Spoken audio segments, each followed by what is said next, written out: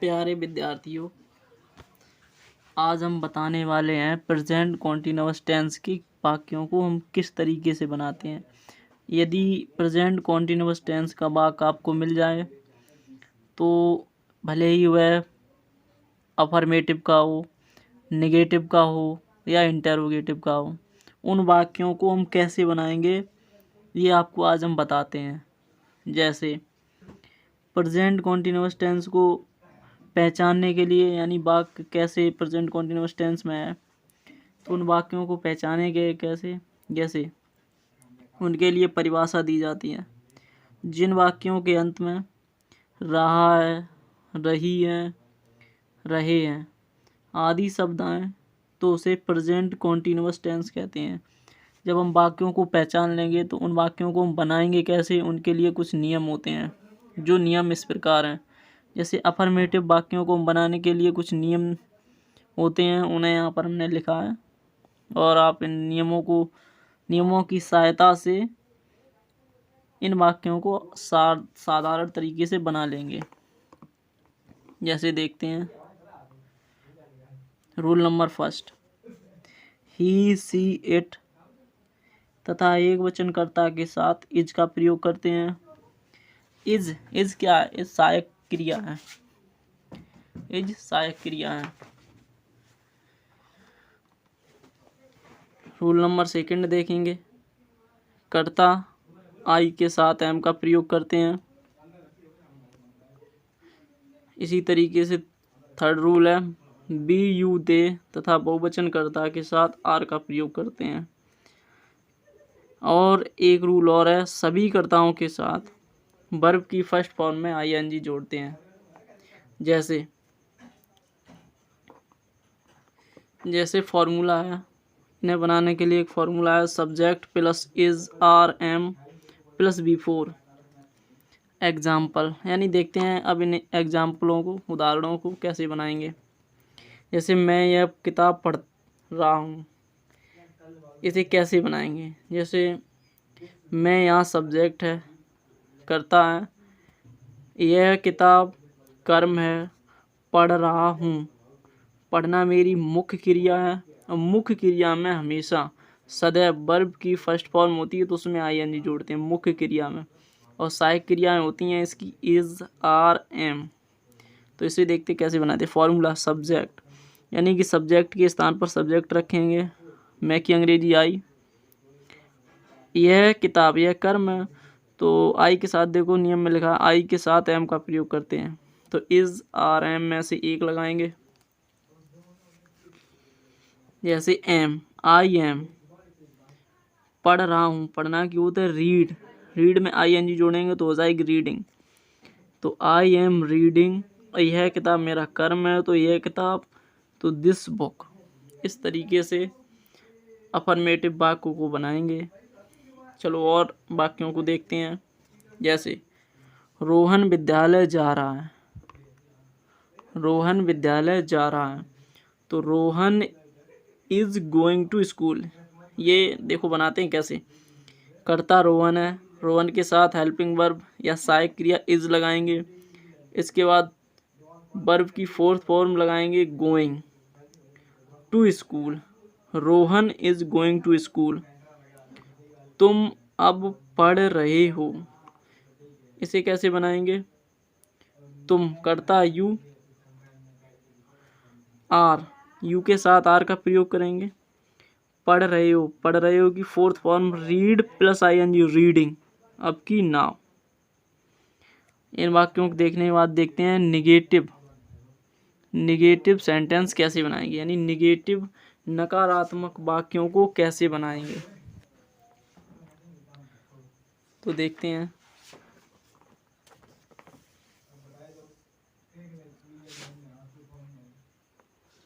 Negative sentence, नकारात्मक वाक्य को बनाने के लिए 3 नियम दिए गए हैं। जैसे ही, सी, इट तथा एक वचनकर्ता के साथ इज के साथ नॉट और जोड़ देंगे, नॉट का प्रयोग करते हैं। कर्ता आई के साथ एम के साथ नॉट और जोड़ेंगे, आई एम नॉट का प्रयोग करते हैं, यानी कि आई के साथ एम नॉट का प्रयोग करेंगे। बी यू दे तथा बहुवचनकर्ता के साथ आर नॉट का प्रयोग करते हैं। Subject plus is are am plus not plus before plus object, ये फॉर्मूला है। इसी तरीके से नकारात्मक वाक्यों को बनाएंगे, इस फॉर्मूले पर ही बनाएंगे। जैसे देखते हैं, करता यू के साथ किसका प्रयोग करेंगे? अभी अफर्मेटिव सेंटेंसों में यानी अफर्मेटिव या साधारण वाक्यों में पढ़ चुके हैं, यू के साथ आर का प्रयोग करेंगे। तो उसी के साथ यू आर नेगेटिव यानी नकारात्मक है तो नॉट का प्रयोग करेंगे, यू आर नॉट। अब मचाना, शोर मचाना की होती है मेकिंग नॉइज, तो मचाना यानी मचा रहे हैं, क्या मचा रहे हैं? शोर, तो मेकिंग ए नॉइज, शोर मचाना की होती है मेक ए नॉइज। तो वर्ब की फर्स्ट फॉर्म में आईएनजी जोड़ेंगे तो फोर्थ फॉर्म बन जाएगी और बनाएंगे मेकिंग ए नॉइज। इसी तरीके से देखते हैं दूसरा वाक्य, जैसे रोहन सच नहीं बोल रहा है। अब देखो यहाँ पर करता है एक वचन और एक वचन करता के साथ इज का प्रयोग करेंगे। तो रोहन इज यानी कि इज नेगेटिव है तो नॉट, तो फॉर्मूला में देखिए रोहन इज नॉट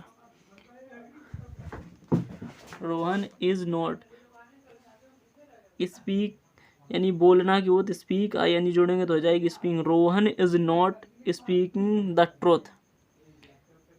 इसी तरीके से देखेंगे मैं बाजार नहीं जा रहा हूँ। मैं देखो बहुवचन कर्ता के रूप में रखते हैं पर यहाँ पर नहीं रखेंगे, यहाँ आई के साथ एम नॉट का प्रयोग करेंगे। तो आई के साथ am not, I am not. जाना की होती है गो के साथ लगाएंगे आईएनजी तो going, I am not going to market. तो इसी तरीके से नेगेटिव वाक्यों को देखा, इसी तरीके से इंटेरोगेटिव वाक्यों को यानी कि प्रश्नवाचक वाक्यों को भी प्रश्नवाचक वाक्यों को किस तरीके से बनाएंगे, उनके भी कुछ नियम हैं तो उन्हें भी देखते हैं। आशा करते हैं आप लोगों को समझ में आ रहा होगा। I hope.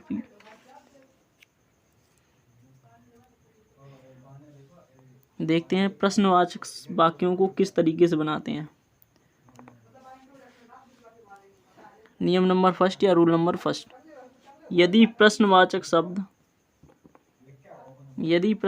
शब्द वाक्य के शुरू में आए तो उसकी अंग्रेजी नहीं बनाते हैं। वाक्य को सहायक क्रिया से बनाते हैं। सहायक क्रिया मतलब हेल्पिंग वर्ब, मुख्य क्रिया मतलब main verb. Rule number second, यदि प्रश्नवाचक शब्द वाक्य के बीच में आए तो उसकी अंग्रेजी सबसे पहले बनाते हैं। इन्हें भी दो फॉर्मूलों से बनाते हैं या दो सूत्रों से बनाते हैं। जैसे देखिए, यदि प्रश्नवाचक शब्द वाक्य शुरू में जैसे क्या, तो क्या की अंग्रेजी नहीं बनाएंगे। वैसे क्या की अंग्रेजी होती है वाट, लेकिन यहाँ पर वाट का प्रयोग नहीं करेंगे। क्यों नहीं करेंगे? क्योंकि वाई क्वेश्चन वर्ड वाक्य शुरू में है और जब शुरू में है तो वाक्य को हेल्पिंग वर्ब यानी सहायक क्रिया से शुरू करेंगे तो कर्ता के अनुसार ही सहायक क्रिया का प्रयोग करेंगे।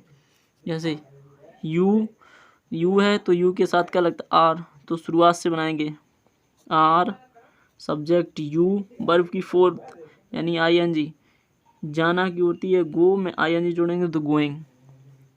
ऑब्जेक्ट दिया रहे तो टू का प्रयोग करते हैं, ये बात हम पहले से जानते हैं। तो गोइंग टू ऑब्जेक्ट आज यानी समय दिया जाए तो उसे लास्ट में या अंतिम में लगाते हैं, जैसे टुडे। तो are you going to school today यानी क्या तुम आज स्कूल जा रहे हो। इसी तरीके से देखते हैं प्रश्नवाचक वाक्यों को कैसे और बनाते हैं। यदि प्रश्नवाचक शब्द वाक्य के बीच में तो उसे देखते हैं कैसे बनाते हैं। वह कानपुर कब जा रहा है, तो वह कानपुर कब जा रहा है। जैसे वाई क्वेश्चन वर्ड यानी प्रश्नवाचक शब्द अब देखो वाक्य के बीच में, तो इसे कैसे बनाएंगे। कब की अंग्रेजी सबसे पहले लगाएंगे व्हेन, वह कानपुर जा रहा है, वह के अनुसार लगेगी ही के साथ इज तो लगाएंगे व्हेन इज। देखिए फॉर्मूला के अनुसार वाई एक प्रश्नवाचक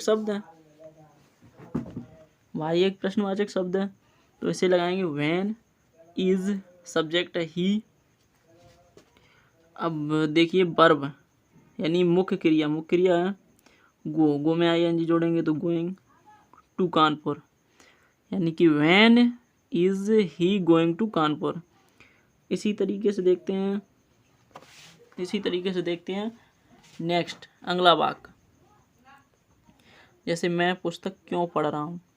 आशा करते हैं कि आप लोगों को समझ में आ रहा होगा, और ऐसी ही निरंतर वीडियो देखने के लिए अपना YouTube चैनल अमेजिंग फैक्ट को सब्सक्राइब कीजिए एंड लाइक कीजिए और कमेंट भी कीजिए। जहाँ आपको जिस भी मतलब वाक्य में आपको दिक्कत होती है उस वाक्य को पूछें और कमेंट करें। जैसे देखते हैं मैं पुस्तक क्यों पढ़ रहा हूँ, तो क्यों की अंग्रेजी होती है वाई, आई यानी सब्जेक्ट आई तो उसके साथ लगाएंगे एम, तो वाई एम आई। पढ़ना के उत्तर रीड तो उसमें जोड़ेंगे ING रीडिंग पुस्तक की बुक, तो why am I reading a book, why am I reading book, मैं पुस्तक क्यों पढ़ रहा हूँ। तो आशा करते हैं आप लोगों को ये वाक्य समझ में आए होंगे, और आगे भी वीडियो देखने के लिए चैनल को सब्सक्राइब करें और कमेंट ज़रूर करें। Thanks for watching.